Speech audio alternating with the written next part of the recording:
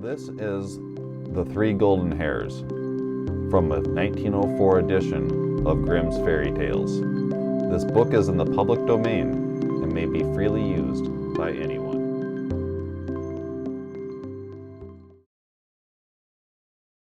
Welcome everyone to another Fuzzy World Reading Collective. If you want to read along tonight, you can go to library.afuzzyworld.net and download the text file. Today we are reading out of Grimm's Fairy Tales, and the fairy tale that we will be reading tonight will be The Three Golden Hairs. Once upon a time, in a small town not far from the king's castle, there lived a poor woman with her only son. Now this son was born very lucky, and it was said by a wise fairy that in his 19th year he should marry the king's daughter. Soon after the fairy had said this, the king came to the town, but as no one knew that he was the king, the story reached his ears that there was a little child in the village who was born very lucky, and who, a good fairy had said, would marry the king's daughter. Now the king had a wicked heart and was very angry when he heard this. So when he went to the mother of the little boy, he said, "I am a very rich. Give me your little child to bring up for my own." At first the mother would not listen to him, but when the king offered to give her a large bag of gold, and told her that if the child was born lucky, everything must turn out well with him, she at last gave him up. The king put the little one in a box and rode along until he came into a deep river.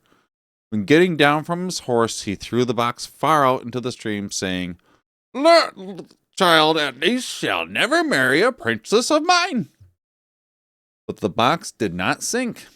It floated like a boat on the water, and so high above it that not a drop could get inside.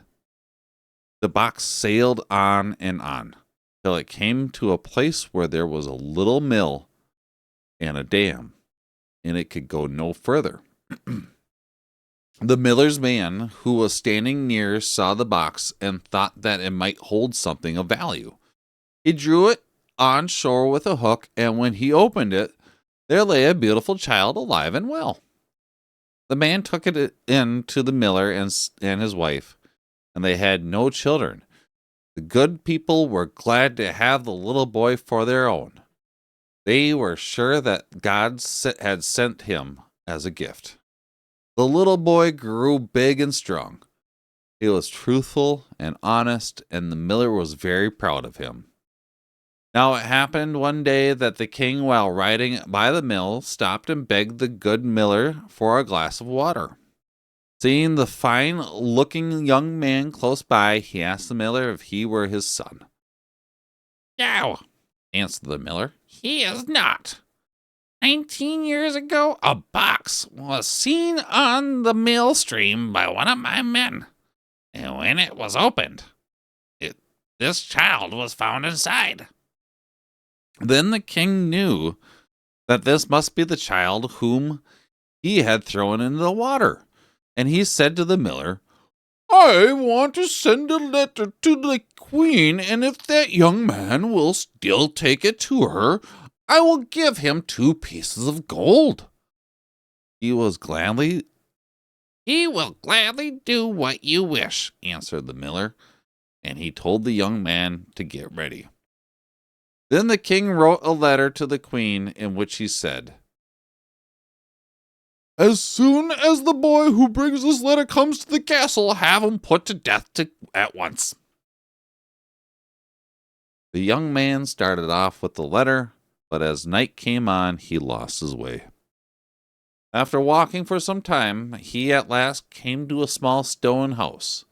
The door was open, so when he went in, and there was an old woman sitting by the fire, quite alone. When she saw him, she cried out, "What did you come from? Where What did you want?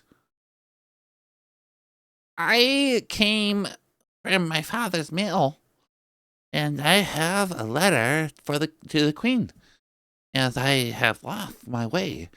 I should like very much to stay here for the night. Ah, you poor young man. You are in a den of robbers, and when they come home, they will kill you. They may come as soon as they like, said the young man. I have no fear of them, but I am so tired that I cannot go a step farther to the night. Then he laid down on a bunch of straw and fell asleep. Soon after, the robbers came home and were very angry when they saw the young man laying asleep on the straw. Ah, said the old woman, he is nothing but a boy who has lost his way in the wood. I took him in, for he is all tired out. He carries a letter to the queen, which the king has sent. Then the robbers went softly to the sleeping boy, took the letter from his pocket, and read what the cruel king had written, that the boy was to lose his life as soon as he had brought the letter to the castle. Then the robbers, who had no love for the king, tore up this letter, and in its place wrote to one which said that as soon as the boy came to the castle, he should be married to the king's daughter. Then they carefully put it back into the same pocket. The next morning, when the young man awoke, the robbers were kind to him and showed him which road to take. When the queen had read the letter, she did just as the king had ordered. She gave a great marriage feast and had the princess married at once to the young man. This the princess was glad to do, for it was plain to everyone that besides being handsome, he was also good and kind. The very day of the marriage, the king came home and found that the child whom he had tried to kill was indeed married to his daughter, as the good fairy had foretold. "How did this happen?" asked the angry king. "My letter did not tell you to do this." The queen gave him the letter and said, "Read it yourself." The king read the letter and saw at once that it had been changed. He then asked the young man what he had done with the letter he had given to him. The young man answered, I did nothing to the letter, but it may be that the brothers changed it while I was asleep in the wood." Then the king said, You have married my daughter, but you cannot have her until you have brought me 3 golden hairs from the head of the demon." "I will bring you the golden hairs to you," said the lucky young man, "for I am not afraid of the demon in the least." So the young man said goodbye to the princess and went on his way. His road led him to a large city, and he stood at the gate waiting to go in. The gatekeeper said to him, "What can you do, and how much do you know?" "I know everything," answered the young man. "Then you are just the one," said the gatekeeper. "If you can tell why our master Spring, which used to flow red wine, is now dried up and never gives us even water." "Oh, wait till I come back, and this I will thoroughly tell you." He went on still farther until he came to another town, where the gatekeeper also asked him what he could do and how much he knew. "I know everything," he answered. "Then," said the gatekeeper, "you are just the man we want. If you can tell us why a tree in our town, which once bore golden apples, now has only leaves." "Wait till I come back," answered the young man, "and this I will thoroughly tell you." He went on still further until he came to a wide river. where there was a ferry boat and a ferryman. The ferryman also asked him what he could do and how much he knew. And the young man again answered that he knew everything. Then, said the ferryman, you are just the one I want. Tell me, it is that I have to row over and back in my ferry boat every day and can never once stop. Wait till I come back, answered the young man, and then I'll tell you. As soon as he came back to the other side of the river, he found the door to the demon's cave.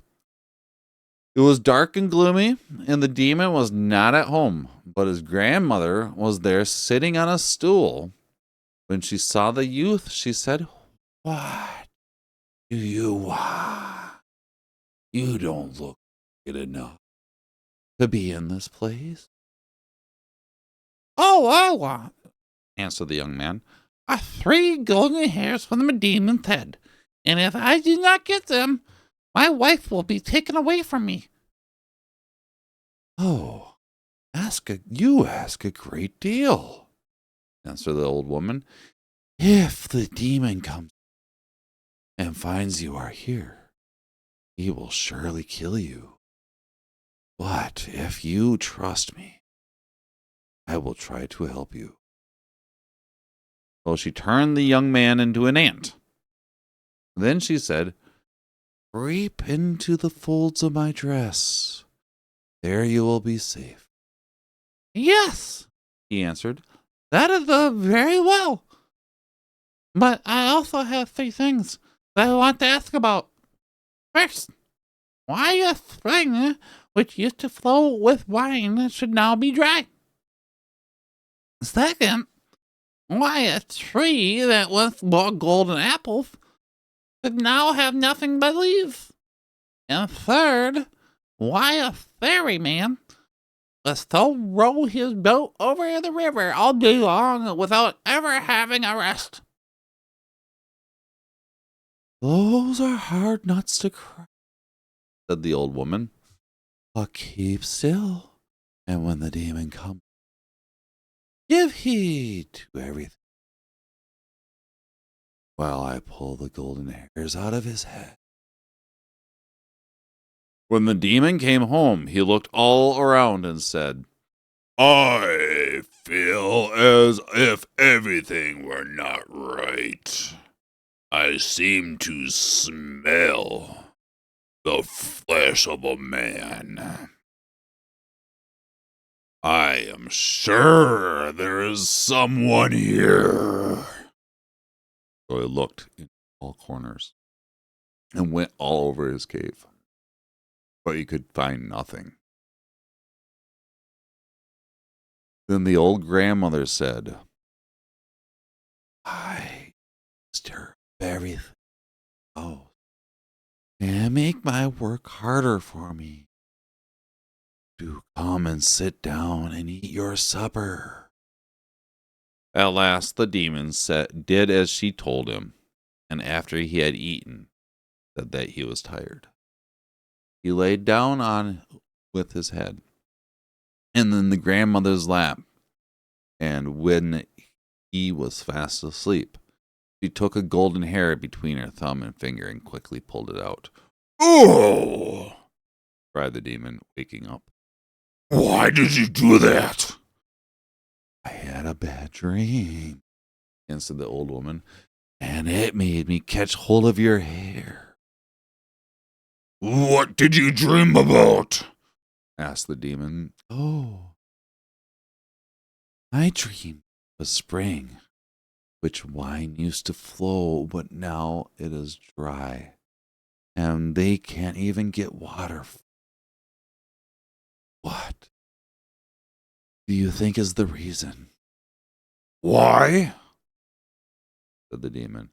If the dunces only knew. There sits a frog under a stone in the spring. And if he were killed, the wine would flow as old.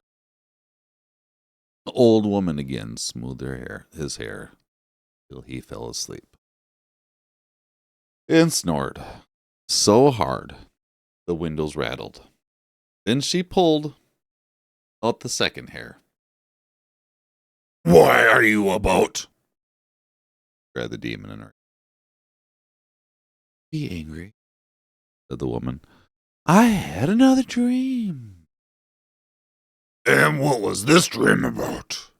Asked the demon.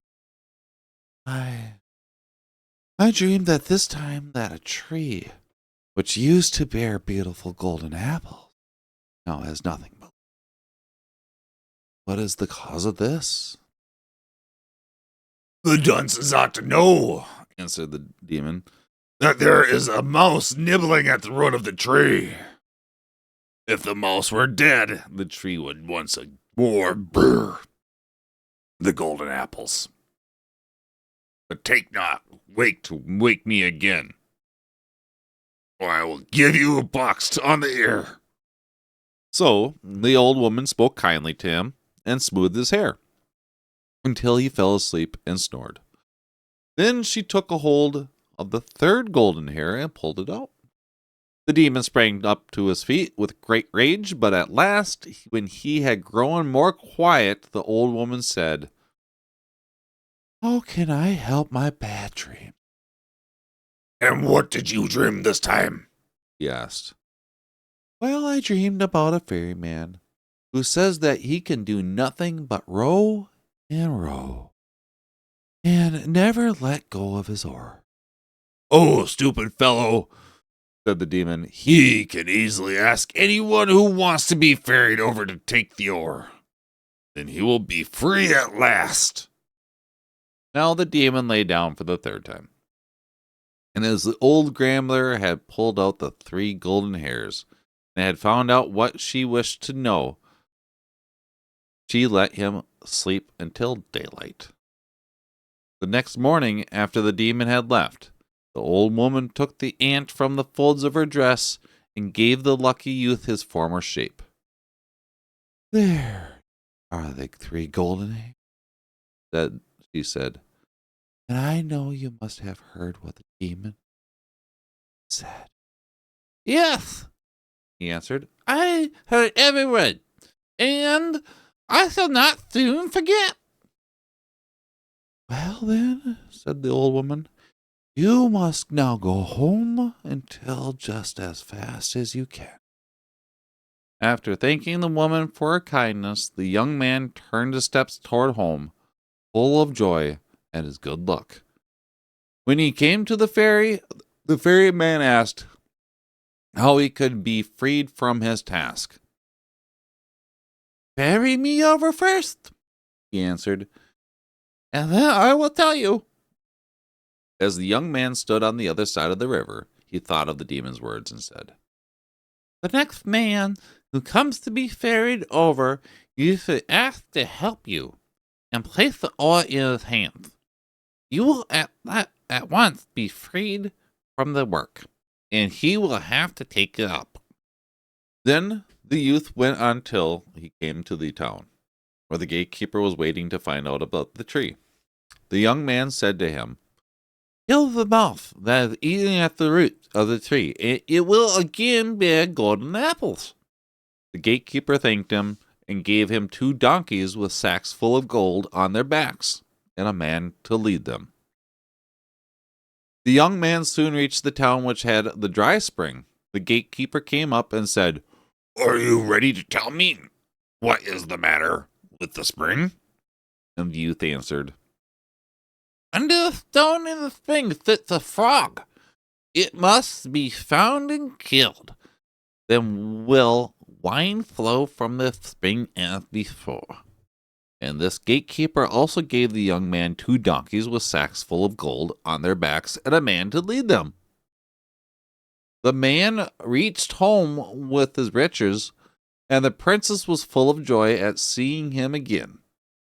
When he placed before the king the 3 golden hairs and brought up the 4 donkeys with the bags of gold, the king was pleased and said, Now that you have done what I ordered, you may have the princess. But first tell me how you got all this gold. Where did you find it? The young man answered, I went over the river in a ferry boat, and there found the magic woods which gave me the gold. Ah, Thought the greedy old king. if a young man could find gold in this way, surely I could find much more. Setting out, the king soon found the ferry, and the ferryman, just as the youth had told him, he shouted to the ferryman, Come here, my good man, and take me over.